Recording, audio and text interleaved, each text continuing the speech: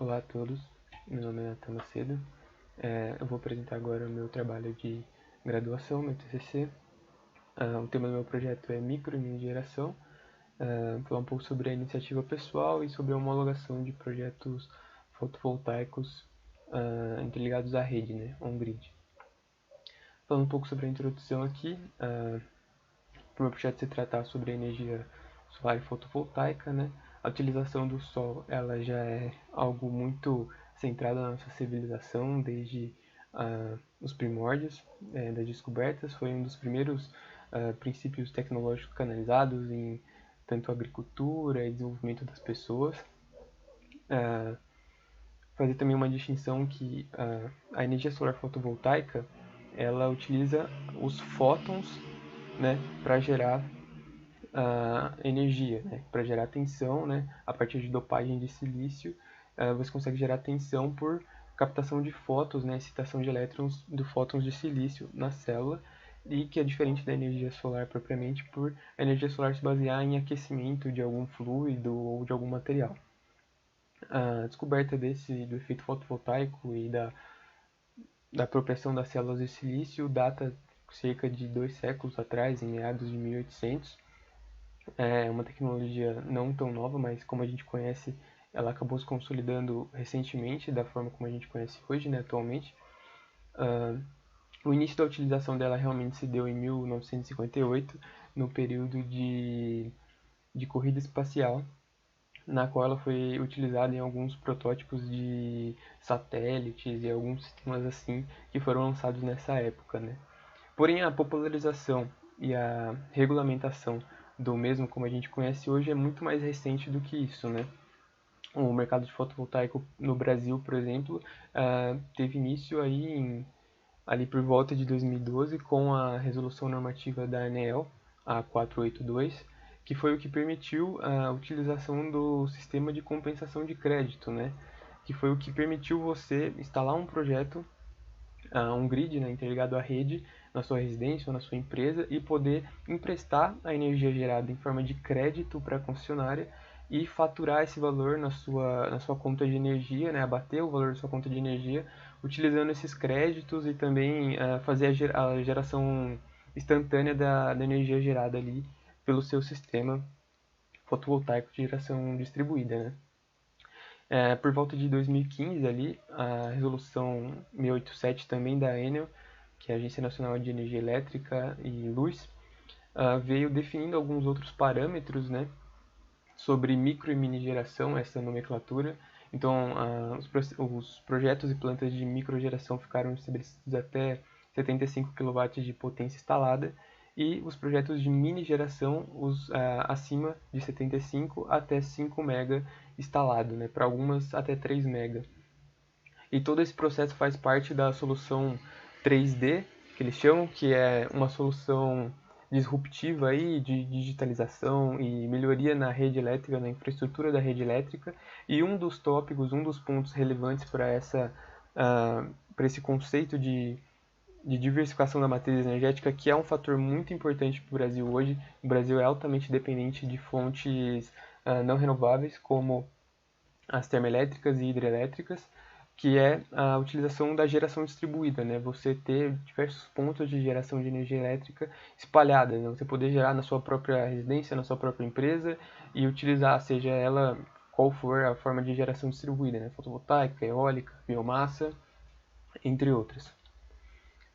O objetivo desse trabalho, né, é, observando o mercado de energia elétrica, entender que hoje os projetos fotovoltaicos são, sim, formas de investimento viáveis, né?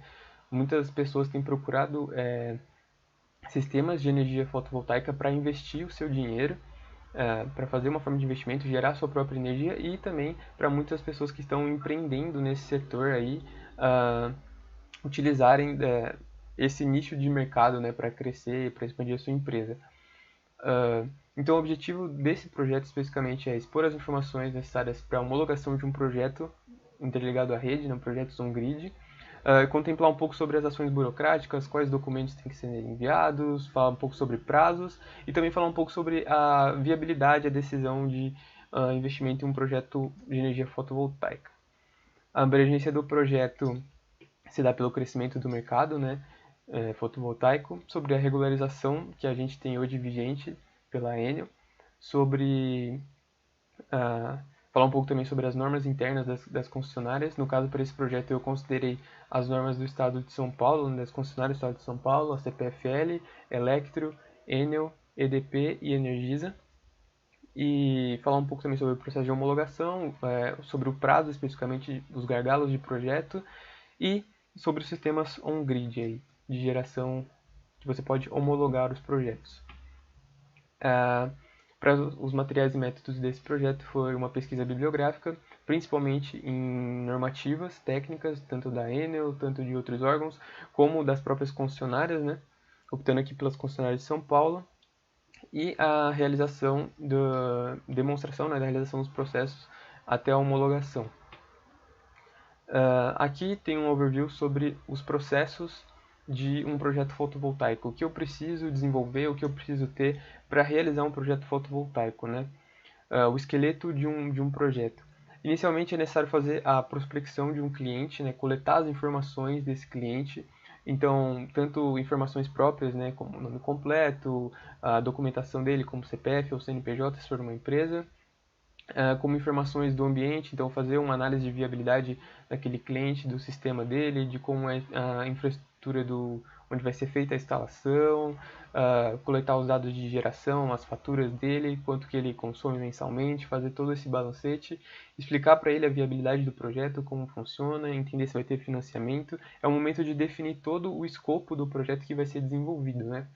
E aí, a partir disso, passar a desenvolver o projeto, fazer todos os diagramas unifilares. Algumas concessionárias exigem diagramas trifilar, vai depender muito do projeto, da potência instalada.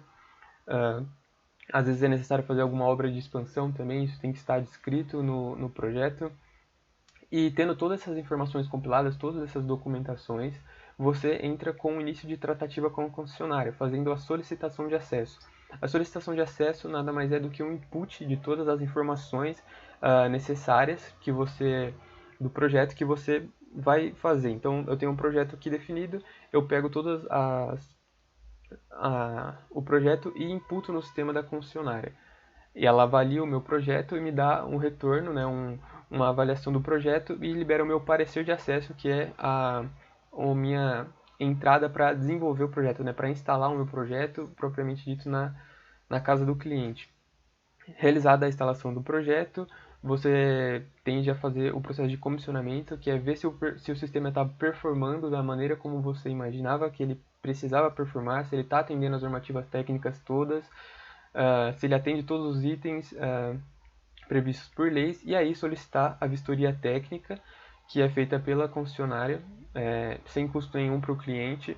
Um técnico é obrigado aí na sua instalação e avaliar ela, se ela bate com o que você descreveu na sua ART, né, na sua anotação de responsabilidade técnica, e no input que você fez nela, na sua solicitação, até fazer a homologação, que é propriamente a troca do relógio, né? Você trocar o seu relógio normal por um relógio bidirecional, digital, que vai te permitir injetar energia na rede, né, emprestar energia para a rede, e a partir disso consumir, né, os créditos do que você injetou, né, e poder abater na sua fatura de energia. Aqui tem uma linha de processos de como é a tratativa da concessionária com o cliente. Então, tudo que está em azul é referente ao input do cliente e tudo que está em vermelho é referente ao input da concessionária, né? E vamos falar um pouco também sobre os prazos que legalmente estão atrelados a cada processo. Fazer a solicitação de acesso é imputar no sistema da concessionária. Cada concessionária tem um sistema diferente, muitas recebem por e-mail, outras recebem por um sistema próprio, no site oficial. Todas as informações de projeto necessárias, né? Desde dados do cliente, dados da instalação, dados do projeto da planta geradora e tudo mais que for necessário. E aí a concessionária tem aí prazo de 30 dias legais para fazer a avaliação e te dar o retorno com o seu parecer de acesso, a não ser que tenha algo a mais que ela precisa exigir de você, que ela vai te pedir e vai ganhar um prazo a mais ali. Esse prazo de 30 dias é 30 dias corrido, mas pode variar, porque depende do seu projeto, se ele tem alguma obra para ser feita ainda, se ele está em obra ou não, e também depende se ele é micro ou se ele é mini geração, e aí o prazo pode se estender até no máximo 60 dias corridos, né? Feito isso, já é liberado para esse de acesso, você está apto a comprar e a instalar o seu projeto na sua planta geradora, propriamente dito. E você solicita a vistoria, né? Faz o comissionamento do projeto e solicita a vistoria. Para fazer a vistoria, a empresa tem até 30 dias corridos legais aí para estar fazendo a sua vistoria. E depois da vistoria feita, mais 15 dias corridos para realizar a entrega do relatório, né, do relacionamento operacional sobre a vistoria técnica. Esses prazos eles estão variando porque existem muitas concessionárias agora que já estão fazendo a troca do medidor depois da vistoria, então faz a vistoria e já troca o medidor. Isso pode variar bastante, mas o prazo legal que ela tem é depois de entregar o relatório de vistoria, mais 7 dias úteis para ela estar enviando outro técnico para fazer a troca do relógio, né, bidirecional lá, instalar o relógio bidirecional na residência do cliente ou na empresa do cliente, né. Isso pode variar também se o cliente tem subestação ou não. Então, em caso de alguma reprova nesse processo, ela vai devolver o projeto para você fazer as readequações, se a vistoria não for aprovada, você refaz e solicita novamente e os prazos retornam. É por isso que é muito importante fazer os prazos no menor tempo possível, porque toda vez que ela reprova algum item, ela devolve o projeto e você tem que imputar novamente os dados lá, solicitar outra vistoria ou solicitar outro parecer, e isso demanda mais tempo, que atrasa o projeto e atrasa o payback do projeto, né? Considerando que os projetos fotovoltaicos são projetos que têm um custo inicial muito elevado, né? E a partir da troca do medidor, você já pode utilizar o sistema de compensações e pagando só a diferença ali da energia ativa consumida para a energia gerada, injetada na rede, né?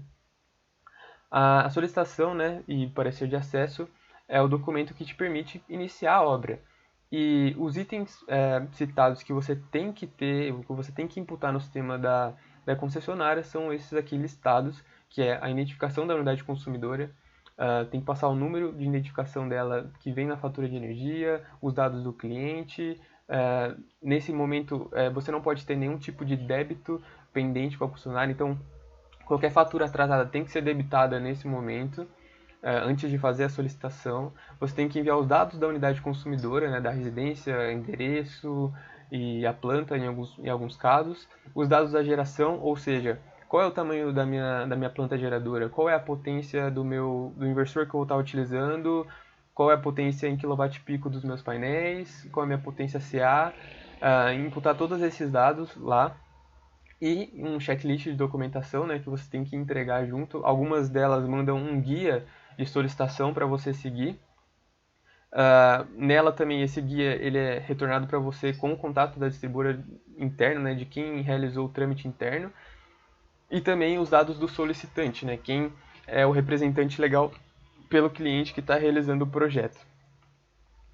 Uma outra documentação que tem que ser entregue é a anotação de responsabilidade técnica, a ART, junto, né, com a solicitação.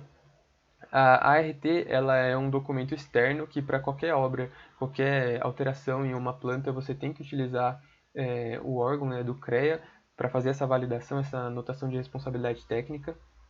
No caso, todo projeto é necessário que você tenha um responsável técnico credenciado pelo CREA, ou seja, tem que ser um cara formado, um engenheiro, que pague a anuidade do CREA, e para cada estado a gente tem um CREA diferente. Então, para cada projeto em um lugar diferente que você vai fazer, às vezes, se for em outro estado, você precisa ter uma credencial daquele estado ou ter um profissional credenciado naquele estado, né?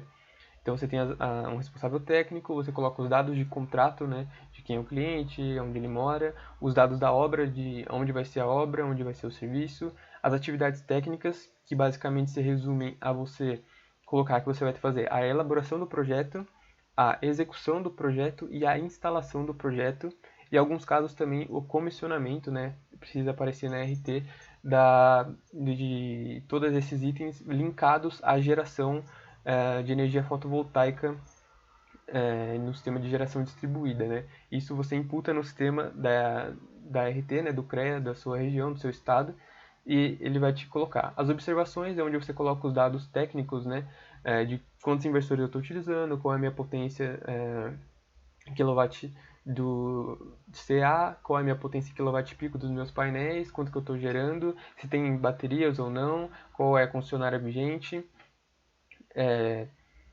Você também precisa colocar a declaração de acessibilidade, que nesse caso não se aplica, né, para projetos de geração fotovoltaica. A entidade de classe vigente, a assinatura tanto do responsável quanto do cliente e as demais informações necessárias. O processo de comissionamento e vistoria é muito relevante. Algumas concessionárias exigem até na RT que você coloque que você realizou o processo de comissionamento e que o sistema está performando da forma como você propôs nos inputs lá da solicitação de acesso e na sua RT. Mas é muito importante que mesmo assim você faça e você veja se o sistema está performando da maneira como ele era para ele performar.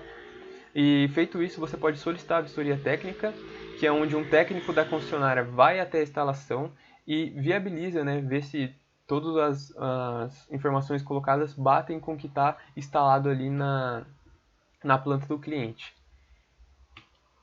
A homologação, após a homologação, né, você pode passar a utilizar o sistema de compensação de créditos, que é um sistema que compensa o momento que você não está gerando, ou seja, durante a noite, e também te permite utilizar a energia da rede quando necessário, né?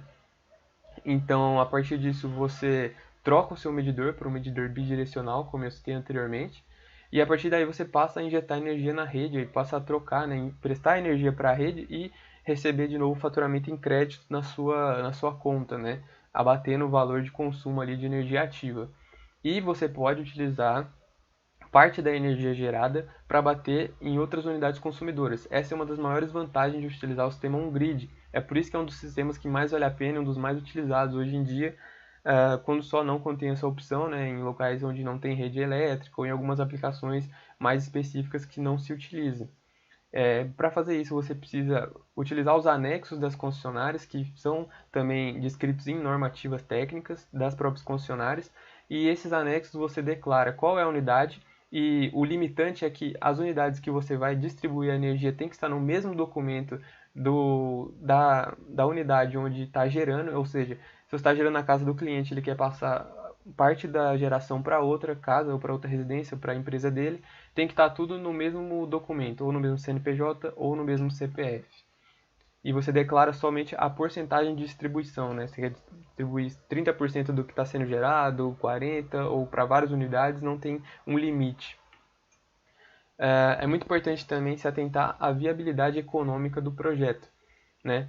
Tanto a viabilidade física, né, se o projeto ali, você tem uma área boa de captação de energia fotovoltaica, qual que é a incidência solar naquele momento ali, fazer simulações utilizando softwares, existem muitos softwares até gratuitos que podem ser utilizados para fazer essa viabilidade, entender sombreamento, se existem pontos de sombreamento, isso atrapalha muito na geração fotovoltaica, e também fazer a viabilidade econômica, né? Os projetos fotovoltaicos estão sendo cada vez mais vistos aí como forma de investimento, podem gerar até mais renda do que alguns investimentos de renda fixa, por exemplo, e é muito importante se atentar a isso, ver se existem incentivos estaduais, existem muitos estados que aderiram a incentivos de imposto, redução de imposto, redução de custo em mão de obra para esses de cursos de exportação também para projetos fotovoltaicos. Então vale a pena explorar isso e entender qual que é a normativa do seu estado para isso. Utilizar sistemas de financiamento, existem diversos sistemas de financiamento de crédito aí, né, especificamente para sistemas fotovoltaicos e também para sistemas bancários que fazem financiamentos pessoais aí, podem estar sendo utilizados com taxas reduzidas, né, para obras de financiamento fotovoltaico. E utilizar também ferramentas de cálculo, né, de avaliação, aí, como o Payback, que indica muito bem para o seu cliente, para você mesmo, qual que é a sua taxa de retorno, né, quanto tempo eu vou demorar para recuperar o meu dinheiro, a amortização, explicar qual é o melhor sistema de amortização que você pode utilizar, fazer o VPL, né, que é a viabilidade do valor presente líquido, que é estabelecer qual é o meu ganho com relação ao valor do meu dinheiro hoje e qual é a melhor taxa de investimento, né? O TIR, qual é a taxa atrativa que eu posso utilizar para investir num sistema fotovoltaico, né? Falando um pouco sobre os resultados das discussões, é um nicho de mercado novo que tem crescido exponencialmente aí, durante os anos desde a sua homologação e tende a crescer muito mais, tende a ser uma alternativa de geração cada vez mais procurada pelas pessoas.